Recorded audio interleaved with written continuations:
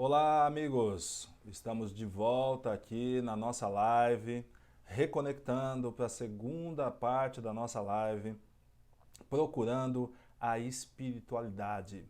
Convido a todos a se reconectarem. Bem-vindos novamente a essa live, a esse momento de geração de inteligência espiritual.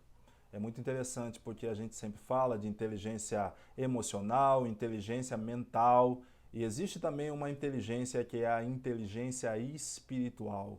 A inteligência espiritual é a nossa capacidade de olhar e ver a vida na amplitude que a vida tem, ou seja, com o aspecto da sua espiritualidade, porque a vida, em essência, é a espiritualidade. E aí, eu convido todos a se reconectarem e a gente começar a continuar então essa nossa interação. Algumas pessoas ainda estão se conectando e caso alguém tenha mais alguma pergunta a respeito do tema, fiquem à vontade para colocar as suas perguntas, as suas percepções, tá? Então, a gente percebe nessa metáfora, procurando por Buda, procurando a espiritualidade, a gente percebe nessa metáfora, quando Buda se apresenta para o monge, ele diz que o monge não deveria mais procurá-lo, porque o monge já o havia encontrado. Cada pessoa que ele auxiliou ao longo da sua trajetória, a cada pessoa que ele auxiliava, a cada pessoa que ele se doava, ele aos poucos encontrava o Buda nele. Ele, é o mesmo que a gente dizer que aos poucos ele realizava a proposta do self. Aos poucos ele realizava Deus em si, ao se doar, ao viver uma vida de doação. Então a gente percebe quando Buda se apresenta para ele, se transforma através daquele animal e se apresenta para ele, Buda está dizendo para ele que a grande meta é o próprio percurso. E é interessante a gente perceber isso, porque muitas pessoas pensam da seguinte forma: poxa, quando eu conseguir um melhor trabalho, eu vou poder ser feliz. Quando a minha condição for outra, eu vou poder ser feliz. Quando eu comprar um carro maravilhoso, eu vou poder ser feliz. Quando eu morar naquela casa dos meus sonhos, eu vou poder ser feliz. E muitas vezes se vive uma vida inteira buscando essa tal felicidade. E quando se chega no final da vida, se percebe, quando se encontra aquilo que se buscava, às vezes se percebe que aquilo simplesmente não completa. Muitas pessoas buscam riquezas, buscam coisas materiais, e quando elas chegam numa fase da vida onde nós precisamos perceber a vida com propósito, essas pessoas percebem que aquelas coisas não as completam totalmente. Então Buda está dizendo para o monge que o percurso é a própria meta. Ou seja, a felicidade não é o destino, a felicidade ela é a própria trajetória que nós vivemos. A espiritualidade não é o destino, eu não vivo para um dia ser espiritualizado. Eu vou me descobrindo espiritualizado dentro da minha vivência, dentro do desenvolvimento da minha vida, eu vou descobrindo a minha espiritualidade, eu vou ampliando a minha capacidade de perceber a vida de uma forma mais espiritualizada. E aí, a pergunta da Sandra, então, como viver sem a busca, como viver sem a busca de ser melhor? Podemos ser melhor para servir? Exemplo, melhor médico, professor. Ah, Sandra, agora eu entendi sua pergunta. Como viver sem a busca de ser melhor?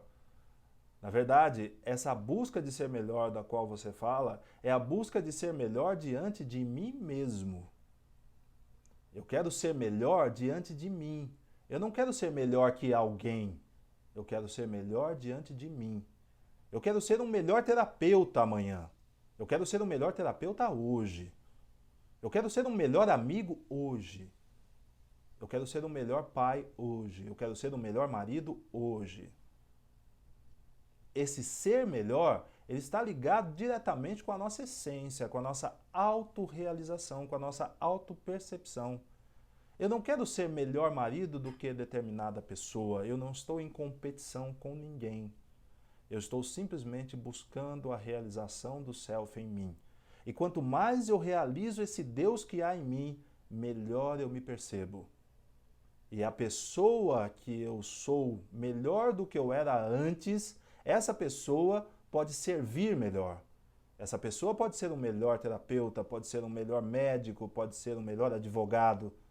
Porque quando se aumenta o sentido de humanidade dentro de uma pessoa, equivale a dizer que nós estamos aumentando o sentido de espiritualidade, essa pessoa ela se faz melhor. É muito simples da gente perceber. Um advogado, ele pode ser frio, ele pode simplesmente defender uma causa, independente do contexto que aquela causa se refira, porque isso faz parte do código de ética da profissão dele. Mas à medida em que ele se humaniza, à medida em que ele busca ser melhor, à medida em que ele busca a sua espiritualidade, ele vai perceber que além da causa que ele defende, existe um ser humano que sofre. E quando ele percebe esse ser humano que sofre, e mesmo no exercício de uma profissão, ele se coloca a serviço dessa pessoa, ele é um profissional melhor. Porque ele se conectou não com uma causa, e sim com um ser humano que sofre. Assim também é um médico. Nós procuramos e nos consultamos com muitos médicos ao longo da vida, e nós percebemos a diferença na dinâmica do exercício da medicina em cada médico. E a medicina em si só, ela pode ser considerada um sacerdócio. E o que exatamente é um sacerdócio? O sacerdote é aquele que, mesmo esquecendo de si, ele se coloca à disposição do outro. É aquele que se coloca no lugar de servir a uma comunidade que busca algo, que busca uma espiritualidade, no caso de um sacerdote. Então, se nós percebemos a medicina, por exemplo, como um sacerdócio, nós vamos perceber que existem médicos que são muito mais do que médicos. Eles são orientadores, eles são grandes guardiões da saúde física, da saúde emocional. O que é exatamente ser médico? É simplesmente prescrever receitas? É simplesmente identificar estados físicos de doença ou de saúde? É simplesmente prescrever protocolos de recuperação? Não, ser médico pode ser um sacerdócio.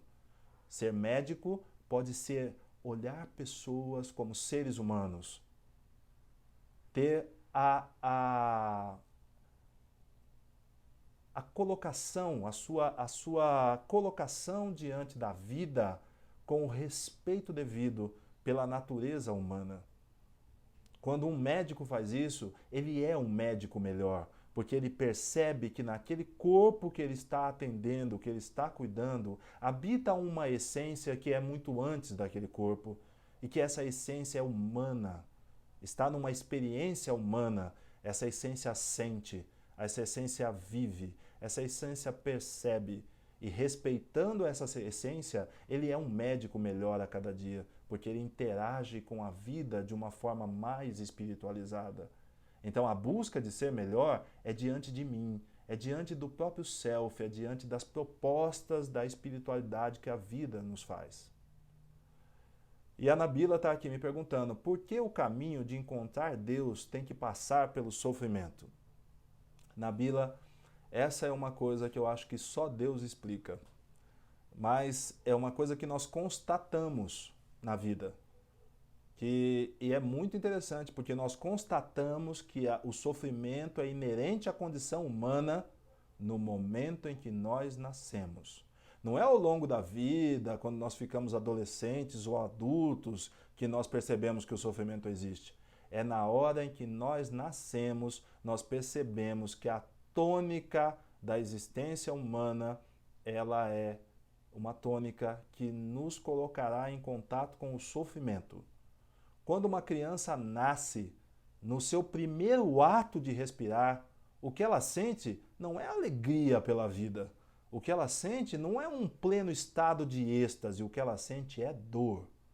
Quando o ar entra pelos seus pulmões, ele provoca um movimento tal de abertura dos pulmões que aquilo dói. O primeiro sentimento que uma pessoa tem quando ela chega diante da vida é a dor. Então a gente percebe que a dor, o sofrimento, é inerente à condição humana. Mas, muitas vezes, nós não sofremos pela dor que nós estamos vivendo, pelo sofrimento que nós estamos vivendo. Nós sofremos pela antecipação desse sofrimento, ou seja, pela nossa ansiedade do que está por vir. E talvez o grande ganho da percepção da existência do sentido da espiritualidade seja a forma como nós olhamos para o sofrimento que é inerente à condição humana. A forma como nós olhamos para o sofrimento pode transformar o sofrimento em proposta. Vamos nos lembrar que quem está no comando das nossas vidas não somos nós. E como nós estamos falando de espiritualidade, não poderíamos fazer isso sem nos lembrar do grande mestre da espiritualidade, que é Jesus, que esteve aqui e que disse em suas palavras: não cairá uma só folha de uma árvore sem que Deus permita. Jesus estava falando da existência de Deus, mas nós podemos entender emocionalmente, psicologicamente, a existência desse Deus em nós, que é constatado na estruturação da do nosso dinamismo psíquico, o nosso self, a porção do sagrado em nós, do Deus em nós. O self é o que faz a movimentação da nossa energia psíquica, ele apresenta as propostas da nossa existência. Quando nós percebemos que Deus coloca o sofrimento na nossa vida como uma forma de nós transcendermos, nós então percebemos que o sofrimento não existe como fim, e sim como meio. Ele é um meio pelo qual nós podemos ampliar a nossa percepção diante da vida. É um meio pelo qual nós podemos traduzir, aprender a traduzir a linguagem do universo, a linguagem do nosso próprio self. É uma proposta. Quando nós olhamos para o sofrimento como sofrimento, nós então sentimos a dor. Porque o que o sofrimento traz para uma pessoa é a dor. Mas quando nós olhamos para o sofrimento como uma proposta do self, uma proposta do Deus que habita em mim, e de algo que rege todo um contexto que está muito além de mim, então eu percebo não só a dor, mas eu percebo uma alegria, porque existe algo que está pedindo uma realização em mim. Existe um Deus que quer se realizar dentro de mim. Existe um self que me chama para olhar a vida de um lugar mais alto, de um lugar mais que me dê uma percepção mais ampla da existência. Quando eu olho para o sofrimento dessa forma, fica mais fácil de eu entendê-lo, fica mais fácil de eu traduzir a sua proposta. Fica mais fácil, inclusive, de eu vencer aquele sofrimento. Porque é possível ter alegria mesmo diante do sofrimento. É possível ter alegria mesmo diante do sofrimento.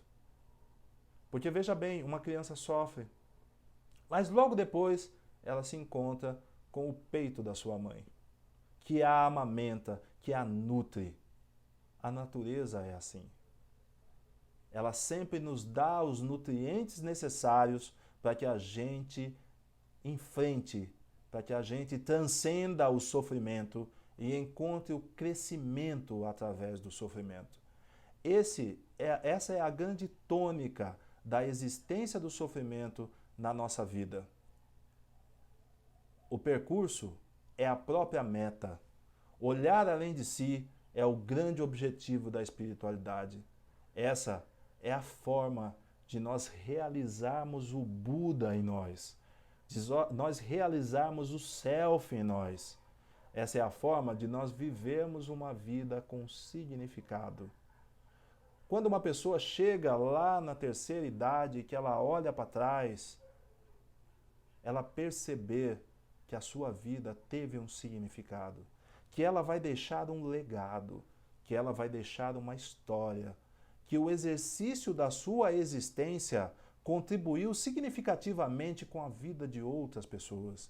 E aí eu não preciso pensar que eu tenho que lutar por grandes causas sociais, por grandes causas da humanidade, a principal causa da humanidade está muitas vezes próxima de nós.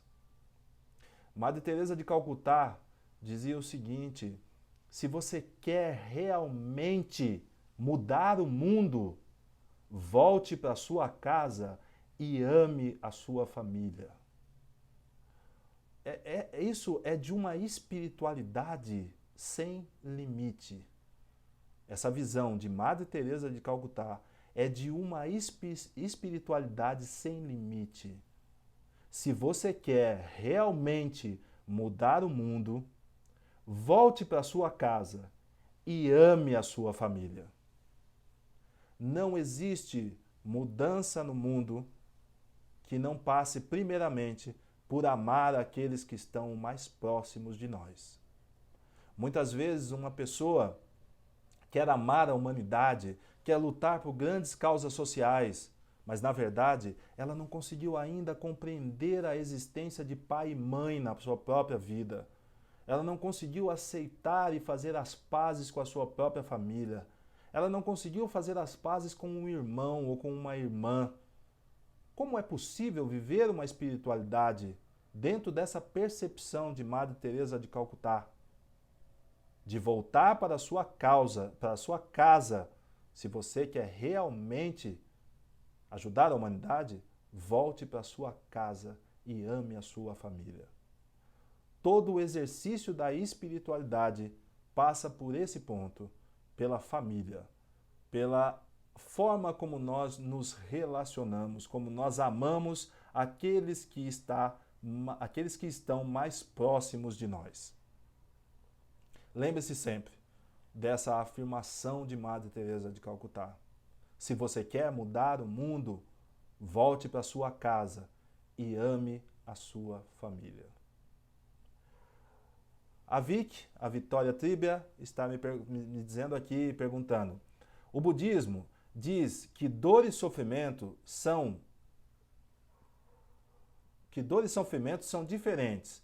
No nosso dia a dia, quando conseguimos perceber que sentimos dor, mas não é necessariamente sofrimento. Muito bem, Vicky. Muito legal essa percepção do budismo. Dor e sofrimento podem ser duas coisas diferentes. Isso vai depender da percepção de espiritualidade de cada pessoa. Muitas vezes uma pessoa está numa situação que para outra pessoa é um sofrimento, mas para aquela pessoa que está na situação não é um sofrimento. Para aquela pessoa que está na situação pode ser só uma dor que ela está vivendo, mas ela não está necessariamente sofrendo por causa daquilo.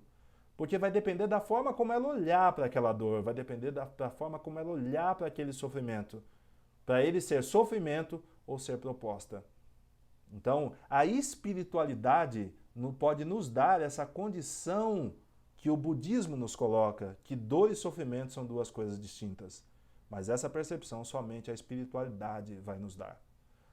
A Sandra está dizendo aqui, perguntando: às vezes sofremos com a dor do outro. O que podemos fazer para auxiliar o outro sem nos envolvermos? Para servirmos, é importante estarmos bem, correto? Sim, para servirmos é importante estarmos bem. E é muito importante essa percepção do que é meu e do que é do outro, né? E aí a gente encontra muitas citações, até bíblicas, né? Se a gente observar todo o relato da vida de Jesus, quando Jesus estava no Calvário carregando a cruz, ele foi auxiliado por um homem, Simão Cirineu. Isso está lá nas Escrituras. Ele foi auxiliado por esse homem que durante um período daquela via crucis carregou a cruz de Jesus. Mas logo depois ele devolveu a cruz para Jesus, porque a cruz era de Jesus, não era dele. Mas a nossa capacidade de nos humanizarmos nos dá esse sentido de auxiliar o outro a carregar a sua própria cruz. Porque cada um de nós temos uma cruz. O que isso quer dizer? Isso quer dizer que cada um de nós temos a nossa própria experiência diante da vida, a nossa própria experiência diante do sofrimento, diante da dor, diante dos traumas. E nós podemos sim aliviar o peso daquela dor para alguém, estar lado a lado, ombro a ombro, compartilhando, dando força, auxiliando. Isso é um exercício de humanidade, isso é um exercício de espiritualidade. Porém, nós precisamos ter nítido de que aquela cruz, aquela dor não é nossa. Aquela dor, aquele sofrimento, aquela proposta é da outra pessoa. E tudo que nós podemos fazer, mesmo que nós carreguemos um pouquinho a cruz daquela pessoa, é fazer com que ela perceba não só a cruz, não só a dor, não só o sofrimento, mas sim a proposta. Essa é talvez a melhor percepção da espiritualidade. É quando eu consigo tocar o outro numa percepção mais ampla daquilo que se apresenta como realidade para ele, no contexto de vida que ele tem. Existe um sofrimento na vida de alguém que está próximo a mim. Esse alguém está sofrendo. E eu me consterno com isso, eu me humanizo com isso, eu me aproximo dessa pessoa, eu me coloco lado a lado, eu ajudo essa pessoa a carregar um pouco aquele fardo, eu divido com ela, eu me coloco à sua disposição, eu a ouço, e até profissionalmente isso pode acontecer. Mas eu tenho que tornar consciente para mim e para ela que aquela proposta é dela, aquele sofrimento é dela. Eu estou ali para auxiliá-la, mas eu não posso carregar aquilo durante toda a via da própria existência dela, porque isso é uma temática da vida dela. Mas é muito importante que nós possamos perceber que existem pessoas ao nosso lado, pessoas que podem nos auxiliar, que podem nos gerar uma estrutura de suporte para que a gente lide com as nossas próprias propostas. Então, eu posso sim auxiliar alguém, eu posso me doar para alguém, mas sempre tendo uma consciência do que é meu e do que é do outro. E sim, quando nós percebemos que nós amamos o próximo como a nós mesmos, nós vamos perceber que nós vamos constatar que nós precisamos amar a nós mesmos. Nós precisamos estar bem. Agora, o que exatamente é esse estar bem? Nós precisamos estar bem fisicamente? Nós precisamos estar bem emocionalmente? Sim, mas nós também precisamos estar bem no sentido de completude diante desse self que nos apresenta propostas. Então eu fico imaginando, e é um puro exercício de imaginação, a respeito da vida de Madre Teresa de Calcutá. Ela simplesmente se doou integralmente, totalmente a comunidades pelo mundo. Ela se doou totalmente. Eu me pergunto, ela era uma mulher, ela sentia dores, ela também sofria. Será que ela estava o tempo todo bem? Será que ela estava o tempo todo disposta? Será que ela estava o tempo todo sentindo amor e disponibilidade para auxiliar? Ou será que o próprio ato de doar-se a colocava numa condição de superar as suas próprias dores e os seus próprios sofrimentos? Ou seja, ela lidava com as mesmas temáticas que qualquer ser humano lida. Porém, aceitar as propostas do self, aceitar a percepção de que Deus estava no comando da sua vida e de que o self, Deus se realizava através dela, lhe dava uma condição de superar o sofrimento. E de mesmo num dia em que ela pudesse estar, por exemplo, deprimida, de se colocar num outro estado de existência, num outro estado de plenitude, porque ela tinha alguém para cuidar. E aí, as mamães que estão aqui presentes nessa live sabem muito bem o que eu estou falando. Quantas vezes uma mãe não está bem? Ela não teria condições de sair da cama. Mas quando ela se lembra que o filho pequeno dela precisa dela, ela transcende todas as condições físicas e realiza, constela o arquétipo materno nela, que é o cuidado, o amor, o carinho, a nutrição, ela constela, ela vive essa projeção arquetípica e se doa ao filho. E quantas mães podem confirmar aqui que depois de cuidarem de seus filhos e sentirem a alegria pelo bem-estar dos seus filhos, elas se viram numa condição melhor do que elas estavam? O que exatamente é isso? Isso é o exercício da espiritualidade. Se você quer mudar o mundo, volte para sua casa e ame a sua família. Uma mãe, quando ela ama o filho e se doa para ele, ela muda o mundo, inclusive o seu mundo interno. Todas as percepções limitantes que ela tem naquele momento, causadas por dor ou sofrimentos físicos, emocionais, são superadas pela doação que ela encontra ao se dirigir ao seu próprio filho. Talvez as mães aqui possam me dizer se isso realmente é real, né? Vamos lá. O Paulo Cassis está me perguntando aqui. Eu saí um tempo, não sei se foi falado, como ir além da própria identidade e olhar os outros pela perspectiva deles mesmos. Olha, Paulo, esse é um grande desafio, né? Porque, na verdade, na maioria das vezes, na infinita maioria das vezes, nós olhamos o mundo pelas lentes dos nossos próprios olhos. A gente tem pouca capacidade de olhar o mundo pelos olhos do outro. Esse é também um exercício de humanidade. Quando eu consigo me conectar humanamente com alguém e perceber que aquele sofrimento... Porque uma coisa interessante é que todos sofrem. Todos os seres humanos, todos os seres viventes sofrem. E aí, às vezes, em muitas ocasiões, a gente percebe pessoas que ouvem relatos de sofrimento de outras pessoas e aí dizem, poxa, que a pessoa está sofrendo por causa de uma coisa tão pequena, tem gente sofrendo muito mais por aí? Sim, essa é uma percepção. É uma percepção que olha pelos nossos próprios olhos. Agora, o sofrimento de cada um, ele tem um tamanho que só a própria pessoa sabe qual é. Porque ele está enraizado, ele está fundamentado dentro do sistema de crenças, valores que a pessoa tem, dentro da história da própria pessoa.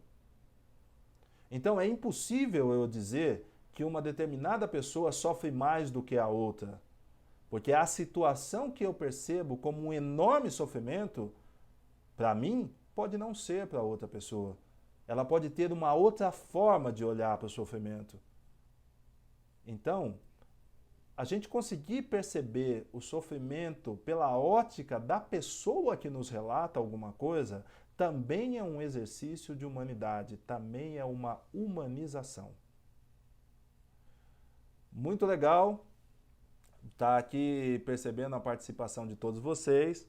E nós temos ainda mais um tempo da nossa live, que eu estou aqui à disposição de vocês, para a gente ainda continuar compartilhando e, como eu disse, gerando inteligência espiritual. Existe inteligência emocional, existe inteligência mental, e a gente percebe que olhar para a vida com uma percepção, com um olhar espiritual, pode gerar também um estado de inteligência espiritual. Inteligência espiritual é quando eu consigo perceber que a vida é mais do que essa experiência terrena, que a vida é mais do que o sofrimento que se apresenta, que a vida está além da minha percepção do corpo, que a vida é uma proposta de realização do self em nós. Samuel está aqui perguntando, existe alguma representação dos lugares que o monge parou na sua procura por Buda? É interessante essa percepção. Ela pode sim existir, Samuel, pode existir a representação de cada ato. Nenhum ato nessa metáfora ou em qualquer outra metáfora, ele é em vão, né? Veja bem, quando ele para na residência do pastor, né?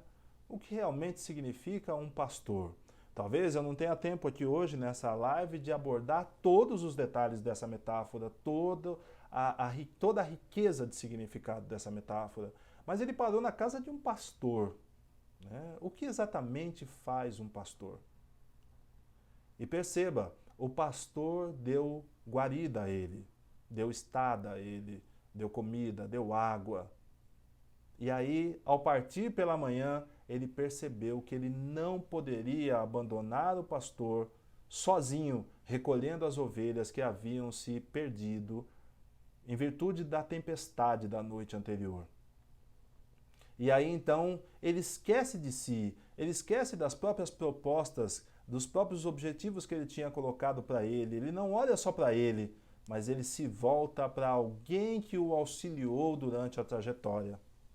Muito interessante, porque ele foi auxiliado e ele reconheceu esse auxílio, ele reconheceu a humanidade daquele pastor quando o abrigou. E a humanidade não pode ser paga com desumanidade. E então ele não podia seguir a caminhada dele sem auxiliar aquele pastor. E aí ele fica correndo o risco de não ver Buda, que era o grande objetivo, que era a busca, o mestre, o Buda. Mas ele percebeu que era tão importante quanto Buda, era ele auxiliar aquele pastor que tinha feito um bem para ele. E aí eu pergunto e deixo aqui uma profunda reflexão.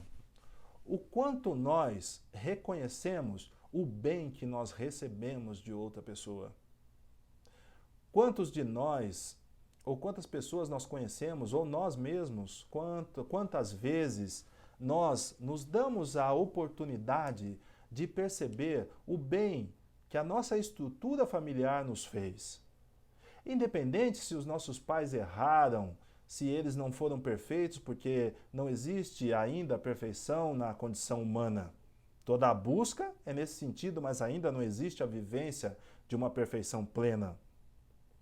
E vamos lembrar lá das 4 necessidades básicas do ser humano, o direito de errar é uma necessidade. Portanto, se seus pais erraram, eles simplesmente cumpriram com a condição deles, que é a condição humana. Essa condição de poder errar, de ter o direito de errar, é a condição necessária para que se desfrute de um aprendizado na existência. Quantos de nós reconhecemos a importância da família que nos formou? Independente se houveram vivências traumáticas ou não. Quantos de nós reconhecemos o abrigo que nosso pai e nossa mãe nos deu? Quantos de nós reconhecemos o quão bom foi o calor das relações familiares? O quanto nós nos sentimos amados? O quão aconchegante foi a casa que nós vivemos, independente se ela foi num bairro nobre, num condomínio fechado ou numa periferia. Porque eu estou falando de lar e não de uma construção e não de um prédio. Quantos de nós reconhecemos o valor desses pastores que cuidam dos seus próprios rebanhos, da sua própria família, pai e mãe? O monge pode estar nos ensinando que a espiritualidade, ela também se manifesta no reconhecimento do auxílio que nós recebemos. E o ser humano ele tem uma característica muito interessante que difere de outros animais. Muitos animais, quando nascem, minutos depois eles já estão de pé, caminhando e comendo com seus próprios movimentos. E o ser humano não é assim. O ser humano ele nasce. E se não tiver um outro ser humano que o ame e que cuide dele, ele perecerá. E mesmo sendo assim, quantos filhos não reconhecem seus pais? Quantos filhos não reconhecem as suas famílias? Então fica aqui uma reflexão da atitude desse monge. Ele não pôde abandonar o pastor, porque o pastor o auxiliara na noite anterior, quando ele estava no meio de uma tempestade. Quantos filhos auxiliam seus pais quando eles chegam mais próximos da velhice? São os pastores que deram abrigo, que o receberam quando ele nasceu, que cuidaram e que ensinaram muito do que ele é hoje. Mas que quando chega a hora dele retribuir, dele reconhecer aquele bem recebido, a gente percebe que ele não está espiritualizado, que ele não está humanizado, porque ele não olha além dele, ele só olha o seu próprio benefício, a sua própria vida. Então, o posicionamento do monge diante do pastor, ele é um posicionamento que pode nos falar a respeito do quanto nós valorizamos o auxílio que nós recebemos daqueles que estão próximos de nós, daqueles que nos auxiliam a carregar a nossa própria cruz, a interpretar os nossos sofrimentos, a lidar com as questões da nossa vida, o quão grato nós somos a essas pessoas. E a gratidão talvez seja uma das grandes possibilidades de nós nos conectarmos mais com a espiritualidade. E aí a gente pode pensar, né, o que então simboliza aquela campesina na colheita, e ela não conseguiria colher todos os frutos, e o monge então, após ter recebido água, ele resolve parar a sua jornada para auxiliar aquela pessoa na colheita dela. Isso é muito interessante. Porque quantas pessoas refrigeram a nossa existência, nos dão água, nos dão alimento, nos auxiliam. E quando essas pessoas precisam, por motivo de algum acontecimento da vida daquela pessoa, que muitas vezes é causado pela própria pessoa, quantas vezes nós auxiliamos a pessoa na colheita que ela tem? Ela não conseguirá fazer aquela colheita sozinho. Nós nos consternamos, nós nos humanizamos, nós nos espiritualizamos e nos doamos, auxiliando aquela pessoa a colher os frutos que ela plantou, quando aqueles frutos não são bons, quando aqueles frutos são dores, são sofrimento. Nós auxiliamos ou nós nos sentamos na cadeira do juiz e dizemos que aquela pessoa merece aquilo que ela está passando. Porque, na verdade, quem tem que dizer se ela merece ou não é o self. Quem tem que dizer se ela merece ou não é Deus. Se eu estou buscando a espiritualidade e a realização da humanidade em mim, eu não olho para ela dizendo se ela merece ou não. Eu olho para ela visualizando ali um ser humano e percebendo o seu sofrimento. E ao perceber o seu sofrimento, aquele sofrimento me toca. E ao me tocar eu me torno humano, e ao me humanizar eu dou a mão, eu auxilio ela a acolher. E auxiliar a acolher não é sofrer junto.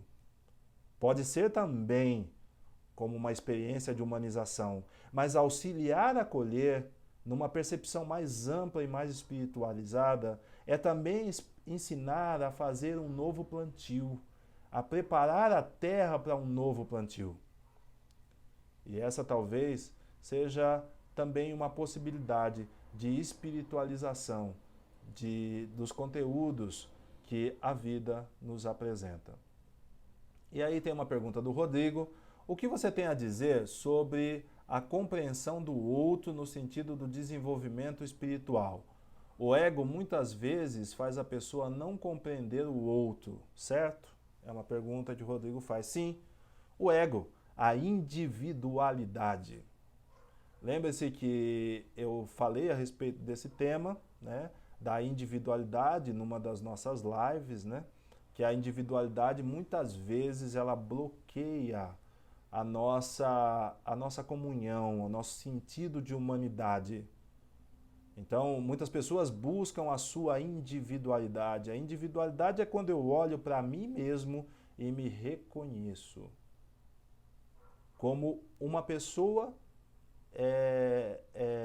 individual, uma pessoa diferente das outras. Na verdade, a grande busca do nosso desenvolvimento emocional, psíquico e espiritual é conhecer a nossa identidade, é revelar para nós mesmos a nossa identidade. E quanto mais nós revelamos a nossa identidade para nós mesmos, mais espiritualizados, mais humanizados nós nos tornamos. Mais nós sabemos quem nós somos, nas nossas limitações e naqueles conteúdos que são já integralizados na consciência. A Helenice está me perguntando aqui, inteligência espiritual é o mesmo que evolução espiritual e cada um está no seu estágio? Pode ser, pode ser. Digamos assim, que inteligência espiritual é um termo que, na verdade, eu estou utilizando aqui para poder dar significado a um momento de reflexão sobre um tema que é a espiritualidade. Inteligência espiritual, ela é a capacidade que eu tenho de olhar para a vida e perceber a espiritualidade que a vida tem. E ao perceber isso, olhar para as questões que a vida me apresenta com uma percepção mais ampla de realidade. Então vamos lá. Inteligência espiritual é a minha capacidade de sofrer com alegria. Porque quando eu consigo sofrer com alegria, eu percebo que o sofrimento é transitório, porque ele é simplesmente uma proposta. Ele não é definitivo. Ele vai passar. Mas enquanto ele não passa, ele está me proporcionando muitos aprendizados, ele está me proporcionando muitas experiências. E a inteligência espiritual é aquilo que me diz se eu vou me conectar com o sofrimento ou com as propostas que o sofrimento me apresenta. Quando eu consigo ter inteligência espiritual, eu me conecto com as propostas que o sofrimento me apresenta. Talvez essa seja a definição de experiência, de inteligência espiritual. A minha capacidade de olhar para o sofrimento, de olhar para a vida e perceber e interpretar as propostas do Self em mim, as propostas de Deus. E perceber como esse Deus, esse Self, ele quer se realizar em mim. A Sandra está me perguntando aqui qual o significado da tempestade que afastou os monges da peregrinação juntos. Olha que interessante essa pergunta. Como eu disse, todos os acontecimentos nessa metáfora, procurando por Buda, ele tem um significado. E a linguagem metafórica, ela é assim extremamente profunda na capacidade simbológica que ela tem. E os símbolos são uma das formas de comunicação do inconsciente. Quando nós sonhamos à noite, o nosso sonho não necessariamente ele quer dizer literalmente o que nós vemos. Ele nos coloca símbolos.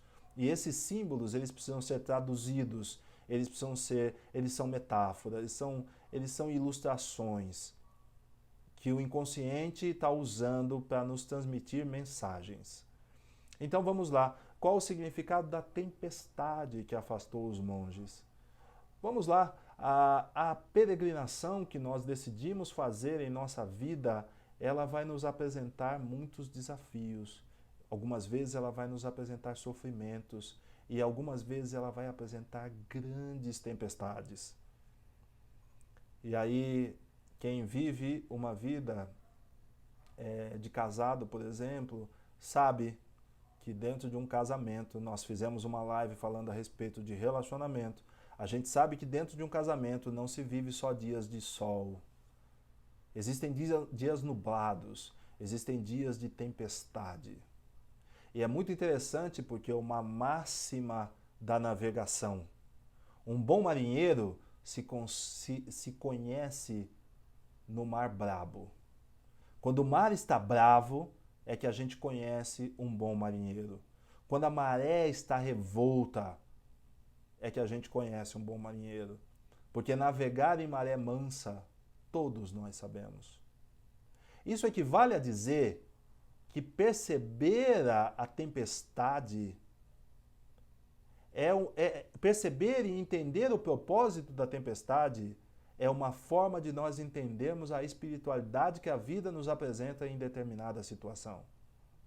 Uma tempestade pode ser uma tempestade, mas uma tempestade pode ser uma grande oportunidade de nós encontrarmos abrigo. Abrigo naquela porção que existe dentro de nós que pode nos abrigar. Uma tempestade também é uma possibilidade de nós encontrarmos abrigo no outro. Quantos casais que saem mais fortes de uma tempestade dentro de um relacionamento? Quantas famílias que após viver uma tempestade, uma grande crise familiar, elas saem mais fortalecidas? Tudo depende de onde nós buscamos abrigo para a tempestade. Se nós buscarmos abrigo na espiritualidade, no sentido mais amplo da vida, que nos apresenta o propósito e o significado, nós então perceberemos que a tempestade é uma grande possibilidade de transformação. É uma mudança de cenário, porque após a tempestade, um novo sol irá nascer. E o sol sempre brilhará. As tempestades podem acontecer, mas o sol sempre voltará a brilhar. Então, mais importante que a tempestade é aonde nós buscamos abrigo durante a tempestade. Isso é o mais importante. E talvez o melhor abrigo esteja na humanidade, esteja na percepção de que nós somos um diante do todo. Que dentro, por exemplo, de uma família, a individualidade não é o que deve falar mais alto, e sim o sentimento de comunhão. Quando uma família consegue passar pela tempestade, buscando abrigo na própria união familiar, aquela tempestade passa mais rápido. E quando o sol voltar a brilhar, ele vai brilhar com mais sentido, ele vai brilhar com mais intensidade, porque a minha percepção e a minha valorização daquele novo sol que está brilhando é maior, porque eu percebi que eu consegui passar pela tempestade buscando um abrigo seguro. Então, essa percepção da tempestade, a tempestade pode nos afastar da trajetória, mas ela pode também nos ensinar a buscar o abrigo correto e nos ensinar a valorizar o sol que vai nascer naquele novo amanhecer. E olhar para a vida de uma maneira mais lúcida, de uma maneira mais clara. Aqui tem uma pessoa colocando aqui, que ela dizendo que eu sofro muito de ansiedade. Sim, eu vi. Ela está dizendo aqui que sofre muito de ansiedade. Esse é um tema, Lúcia, que ele toca a muitas pessoas, a ansiedade. E nós vivemos um momento que é muito interessante, porque ontem eu estava assistindo também a uma live de alguns professores, e aí eles me fizeram lembrar aí de um tema, de uma conceituação que o Jung usava em 1920 e poucos, que ele falava do espírito da época e do espírito das profundezas. Isso é muito interessante, porque era uma nomenclatura que ele usava num determinado momento do desenvolvimento da teoria dele. Depois ele chamou isso de consciência e de inconsciente. O espírito da época é o conjunto de crenças e valores que vigoram num determinado período de tempo e que dão o sentido de norte para a nossa própria consciência. Então, para você entender o que acontece, para nós entendermos o que acontece nessas dinâmicas de ansiedade, é só nós olharmos para o espírito da época. Qual é o espírito que vigora nessa época que nós estamos vivendo? Um espírito de aceleração, um espírito de identificação com a materialidade, um espírito de identificação e de busca de permanência naquilo que é transitório. Nós não podemos encontrar permanência naquilo que é transitório. A permanência só existe naquilo que é eterno. E é muito interessante porque os gregos definiam a realidade não como aquilo que eu posso comprovar, não com aquilo que se percebe cientificamente, mas eles definiam aquilo que é real desde que ele fosse alinhado a tudo aquilo que é eterno. A realidade estava referenciada na eternidade. Ou seja, uma percepção muito mais espiritualizada a respeito da vida. Então, essa percepção de ansiedade que hoje a sociedade vive, ela está referenciada no espírito da época. E o espírito da época, ele é um espírito de aceleração das pessoas. As pessoas querem viver o amanhã muito antes desse amanhã chegar. Mas, ao mesmo tempo, elas se sentem presas pelo passado. Viver o amanhã antes do amanhã chegar é a ansiedade. Viver o passado e remoendo conteúdos do passado é a depressão. E, na verdade, a espiritualidade acontece quando eu consigo viver o hoje. E como, então, se desvencilhar da ansiedade? Esse é um trabalho, Lúcia, e todos, que é a grande temática que hoje nós temos diante do espírito da época. Encontrar formas de reconexão com aquilo que é natural. E se vocês perceberem a sequência dessas nossas lives, elas estão trazendo um caminho de reconexão com a natureza. Elas estão trazendo um caminho de reconexão com a espiritualidade. E só existe uma forma de nós nos desconectarmos do espírito da época. É quando nós nos conectamos com o espírito das profundezas. O espírito das profundezas é o nosso próprio inconsciente. O espírito das profundezas é a nossa própria percepção da espiritualidade. Ou seja, basta a gente olhar para o que nós estamos vivendo hoje, um isolamento social. Esse isolamento social está nos tirando, é um sofrimento que nós estamos vivendo, numa determinada proporção, ele é um sofrimento. Como é que nós estamos olhando para esse sofrimento? Nós estamos querendo que esse sofrimento passe logo porque eu quero ver o novo momento? Ou nós estamos aproveitando esse sofrimento? Nós estamos aproveitando essa quarentena para fazer contato com o espírito das profundezas, para fazer contato com todos os conteúdos que esse isolamento está nos trazendo. Essa é a tônica do espírito das profundezas, a tônica do contato com os conteúdos do inconsciente. Muitas vezes a ansiedade é vivida porque nós estamos num movimento de fuga incessante de nós mesmos. E aí, para fugir de mim, eu busco o que está fora. Eu busco o amanhã para não viver o hoje. E essa dinâmica, ela é a grande patrocinadora do sentimento, da percepção de ansiedade. E por que eu busco o amanhã para não viver o hoje? Porque eu me sinto incompleto, insatisfeito com quem eu sou e com o que eu tenho. E por que é que eu me sinto incompleto e insatisfeito com o que eu sou, ou com quem eu sou e com o que eu tenho? Porque eu olho para a minha história e não encontro sentido, propósito e significado em minha história ser do jeito que ela foi. Então nós temos um andamento no nosso desenvolvimento que nos pede, ao mesmo tempo, que nós olhemos para o passado, consigamos entender as propostas da vida, o sentido, o propósito e o significado da nossa existência, da nossa história, e que nós consigamos trazer esse passado para conversar conosco hoje. E não ficarmos embrenhados nos pântanos do passado. O passado, nós temos que conversar com ele hoje, integralizando os conteúdos na consciência. Quando eu consigo fazer isso, a minha história começa a ter um propósito. A minha história começa a ter um significado.